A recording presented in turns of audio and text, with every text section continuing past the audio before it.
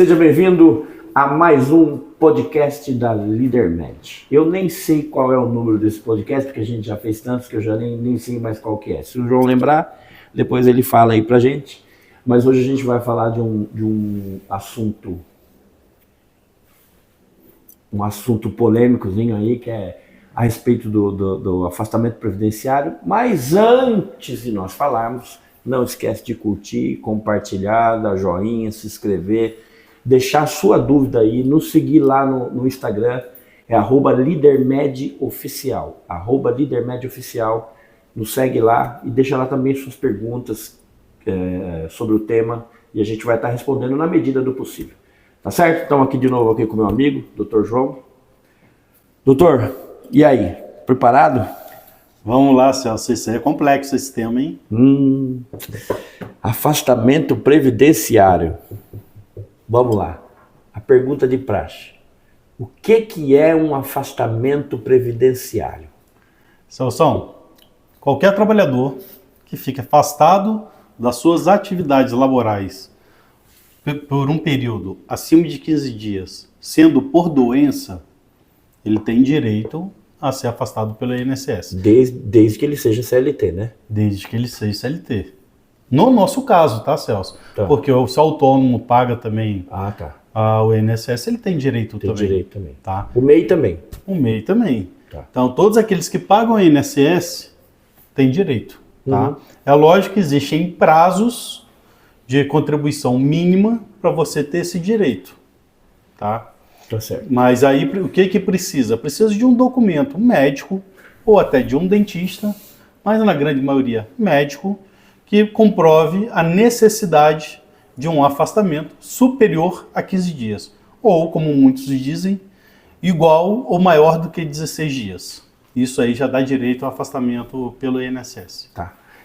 Só para a gente deixar claro aqui, não é esse o foco da nossa pergunta, mas os 15 dias que ele fica de afastamento é responsabilidade da empresa e os outros 15, então, ele entra como responsabilidade da Previdência Social, não é isso? Melhor. Os primeiros 15 dias de afastamento, responsabilidade da empresa. A partir do 16º dia, é do INSS. É do INSS. O INSS que tem que fazer tudo, enfim. Tá, isso é bacana, porque às vezes as pessoas pensam que a responsabilidade é total da empresa e não é, né? Por isso que se paga o seguro social. Exatamente. Não é verdade? Exatamente. Mas então vamos lá. Mas na nova NR7 fala que os empregadores precisam acompanhar esse processo. Tá. Vamos falar um pouquinho aí sobre esses afastamentos, doutor? Nós temos vários afastamentos, nós temos afastamento por motivo de auxílio-doença, acidentário, nós temos e doenças ocupacionais. Você entraria no quê? No acidentário? Acidentário. Ele entra no acidentário. O cara ficou doente por causa de um esforço repetitivo lá, sei lá. Se for comprovado o nexo causal, o INSS caracteriza como acidentário. Precisa ser comprovado o nexo causal. Precisa ser comprovado o nexo causal. Tá certo. Não basta você chegar como trabalhador lá no período do INSS e falar, tô com dor nas costas por causa do trabalho. Tá. Então, na verdade, existe, inclusive, tabelas que cruzam o KNAI da empresa com o CID. E daí, por sistema, ali já faz o cruzamento dessas informações. Mas também, se tiver um CAT, também já caracteriza. Tem um case absurdo, que aconteceu aqui, eu fiquei sabendo, não foi nem você que me falou, eu acho que eu estava andando pela administração aqui da clínica, eu peguei esse case, você falando com alguém e tal.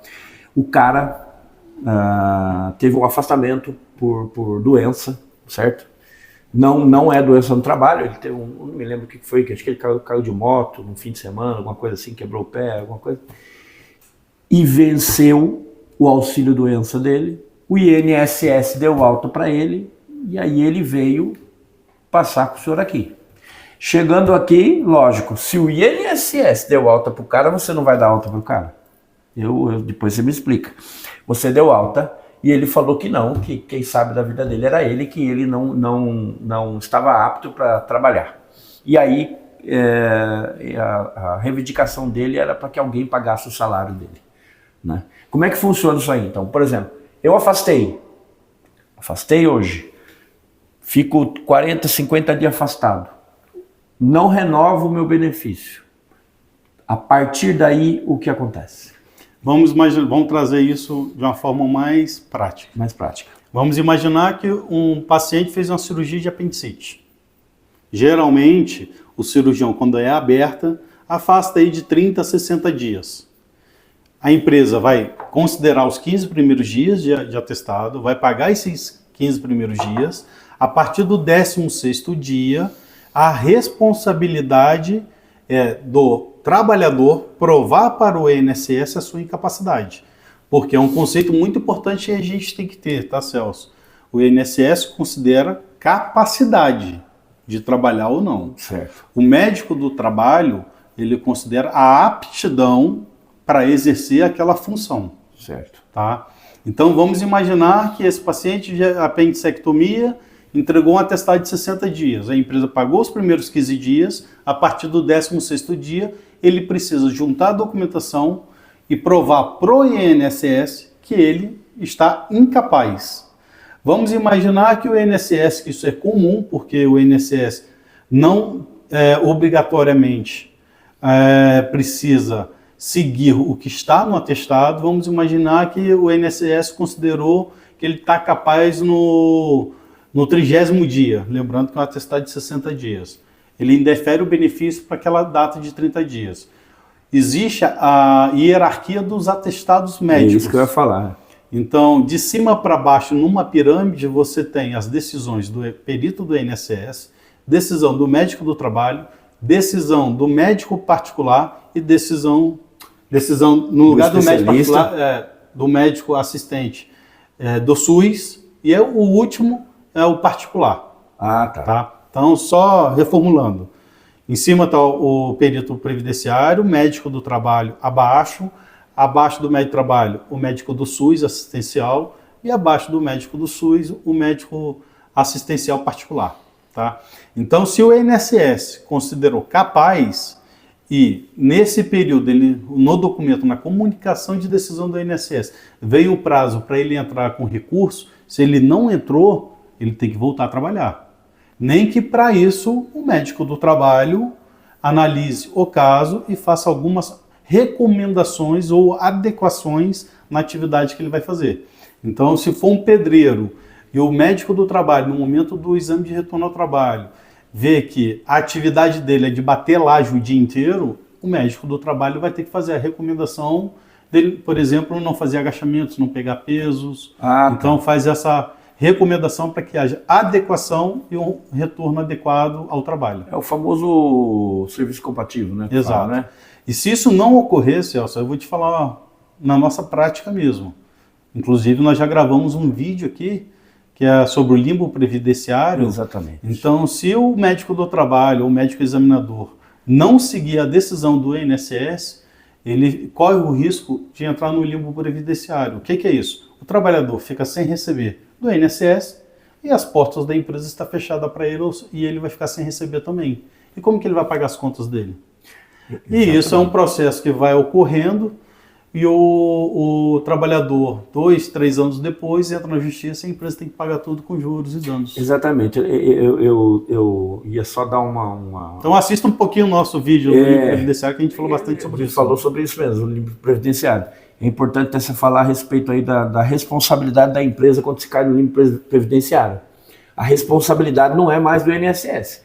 A partir do momento que o INSS capacitou ele ao trabalho, a empresa é responsável por ele. Tem que absorver? Tem que absorver. De algum jeito ela tem que absorver, porque senão ela pode ter um problema. Ela pode, como empresa, até ajudar a esse trabalhador nesse processo contra o INSS. Tá? Mas a orientação minha, pela minha prática, absorva, ou seja, traz ele de novo para trabalhar, nem que para isso precise fazer adequações laborais, e daí, decorrente disso, você vê o que vai ser feito. Tá certo. E para isso aí, por exemplo, você no caso, a Líder Med, no caso, né?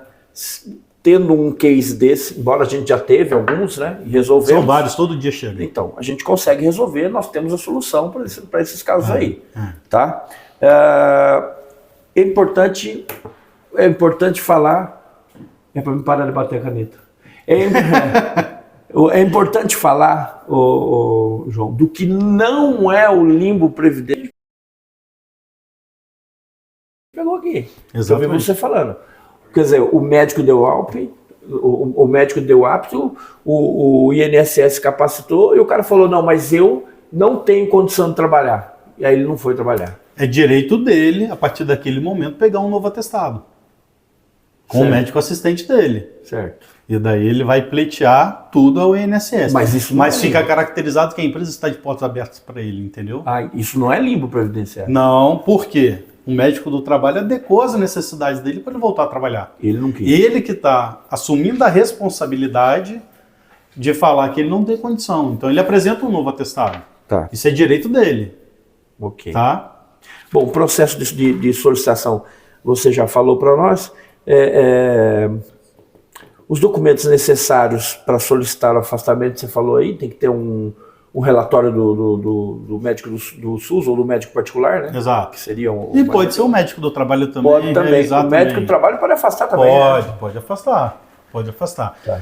Assim, não é uma prática minha, porque a partir do momento em que eu sou o médico da empresa e afasto esse trabalhador, qual é o risco de amanhã depois o trabalhador alegar que por eu ser médico do trabalho, eu afastei ele porque a empresa não queria ele dentro da empresa.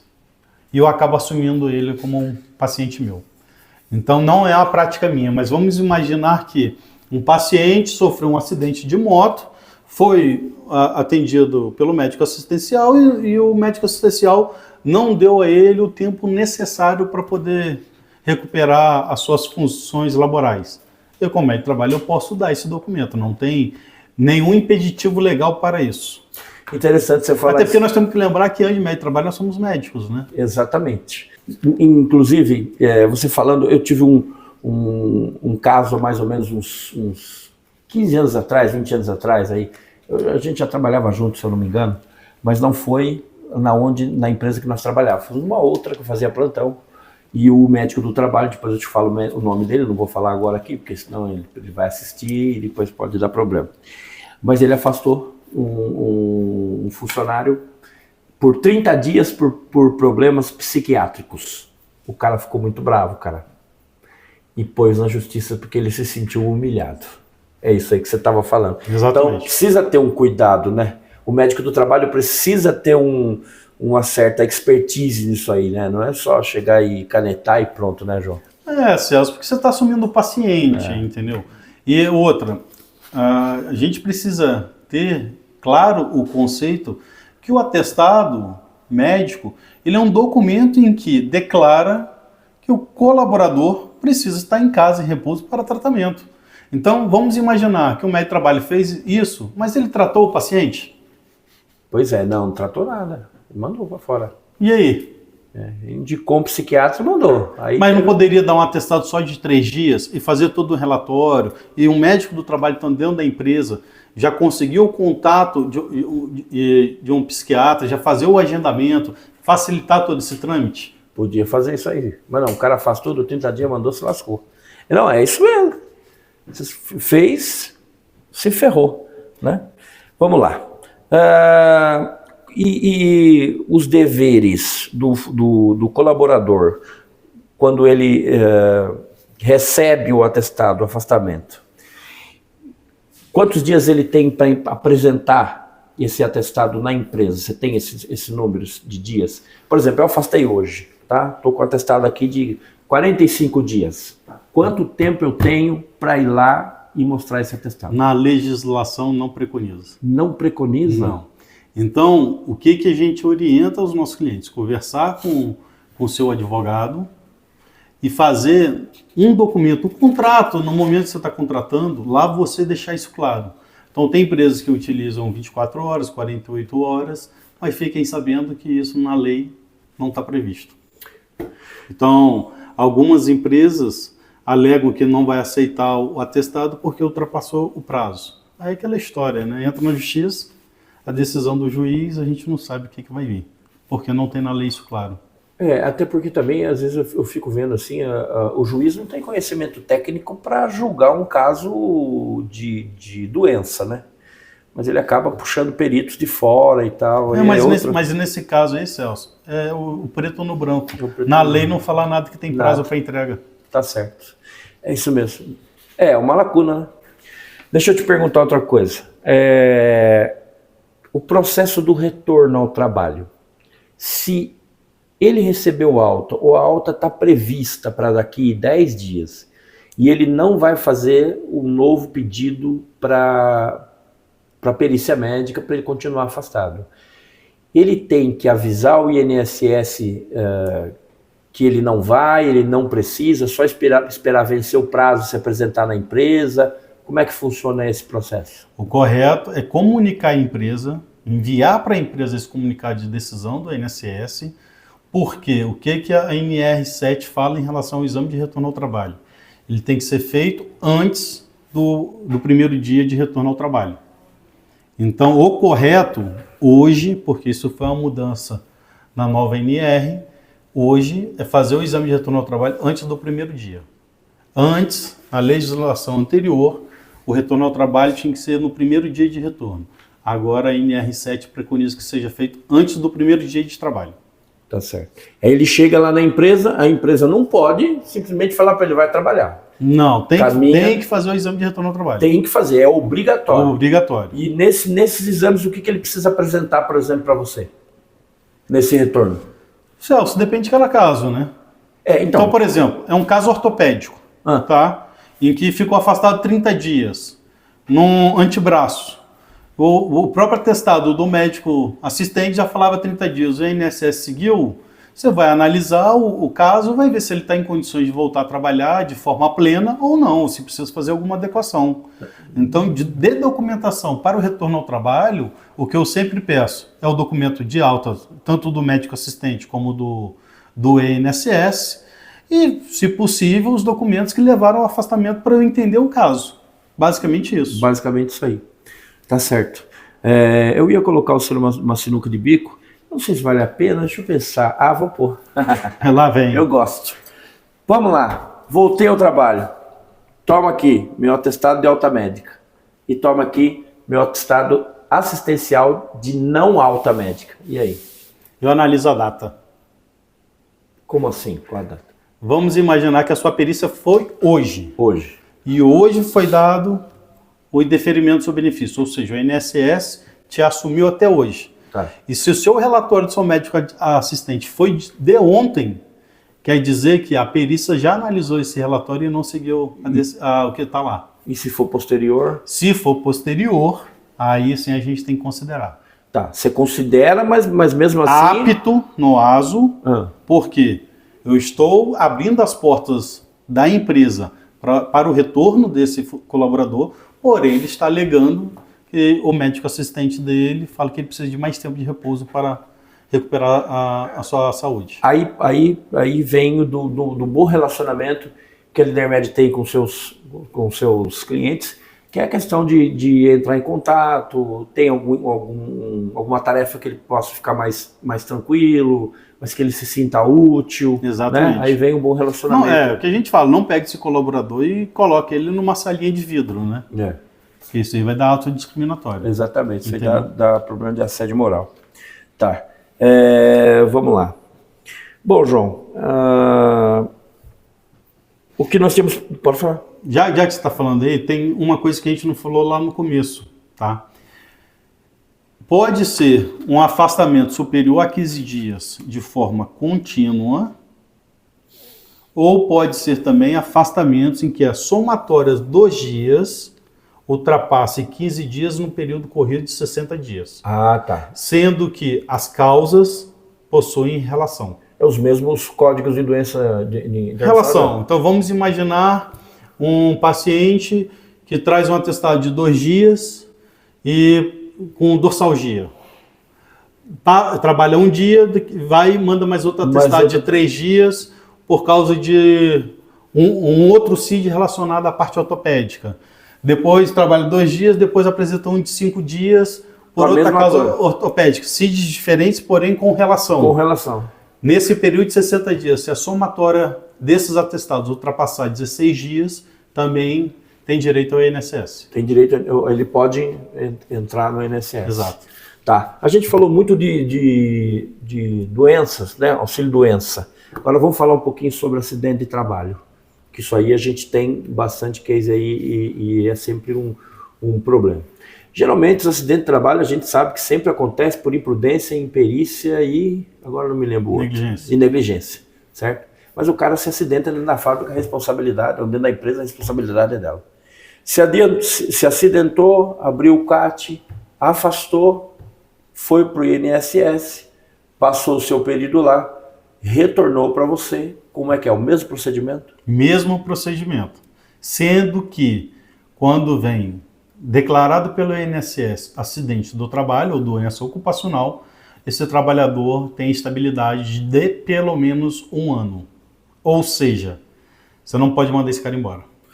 Então, só para deixar claro aqui, o INSS tem que concordar com isso, ele tem que atestar isso. Exatamente. Atestar o acidente de trabalho. Não é porque eu abri um comunicado de acidente de trabalho que o INSS vai aceitar, certo? Exatamente. Ele tem que aceitar. Aceitou, é incontestável. Ele enquadrou. É incontestável. Não é que é incontestável. Você tem direito sim de contestar. A empresa tem direito a... Tem direito. Tá. Por quê? Como a gente falou lá atrás, e a sigla disso é o ENTEP, é o cruzamento do CNAE com os códigos de CIDs. Então, o INSS, o sistema do INSS, tem essa informação de cruzar o CNAE com os CIDs, se aquilo tiver relação à doença com o CNAE, com o trabalho, com a atividade principal da empresa, ele já dá enquadramento também como doença do trabalho.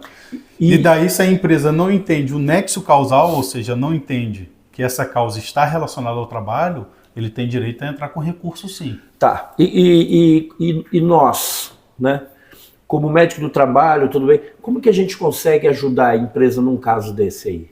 De que ele não, que foi enquadrado como doença ocupacional e a empresa não reconhece o nexo causal. O que eu sugiro, tá, Celso?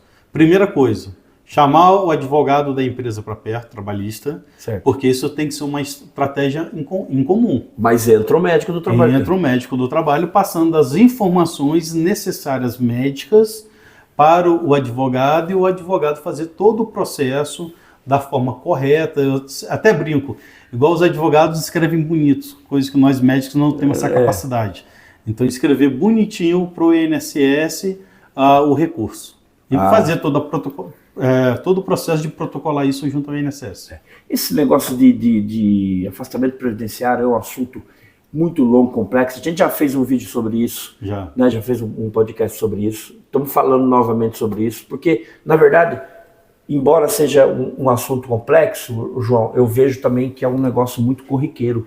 A gente pega muito isso aqui, né? Porque o cara vai lá, abre o acidente de trabalho e acha que tem a estabilidade, não é bem assim, tem todo o processo a ser seguido. Tem a parte técnica, tem a parte médica, tem uma série de coisas que precisa ser levado em consideração. Doutor, obrigado. Vamos parar aqui com as questões previdenciárias, até porque se a gente for falar mais aqui sobre previdência, a gente vai ficar aqui... Fica o dia inteiro. Fica o dia inteiro. E não consegue falar tudo. Porque não é um caso só, então tem vários casos. A gente citou 2, mas tem uma porção de cases que assusta a gente até, né? Da cara de pau, enfim. Pessoal, você que viu o vídeo, o nosso podcast até aqui, segue, curte, compartilha, tá certo? A nossa rede social é @lidermedioficial, tá bom? Você vai achar esse podcast lá, você vai achar outras informações, outros podcasts lá também, super bacana para você enriquecer aí no seu conhecimento técnico e deixa a sua pergunta para nós e se inscreve no nosso canal para dar uma força para nós aí. Dr. João, suas considerações finais aí. Mais uma vez, muito importante estar aqui buscando contribuir com os empresários, com os gestores, né, Celso? Porque são temas que geram problemas internos na empresa diariamente. E diariamente a gente tem essas dúvidas aqui. E a ideia de termos o podcast não é simplesmente ensinar nada. é realmente levar conhecimento para os gestores, empresários, profissionais de RH, de uma forma gostosa, simples e direta, de fácil entendimento. Certo. E com isso, a gente está seguindo o nosso propósito de sempre estar contribuindo de alguma forma para a sociedade. E então, que venham outros podcasts aí, nos acompanhem, nos sigam, fiquem à vontade para compartilhar esse tema com aquele amigo seu que está tendo esse problema.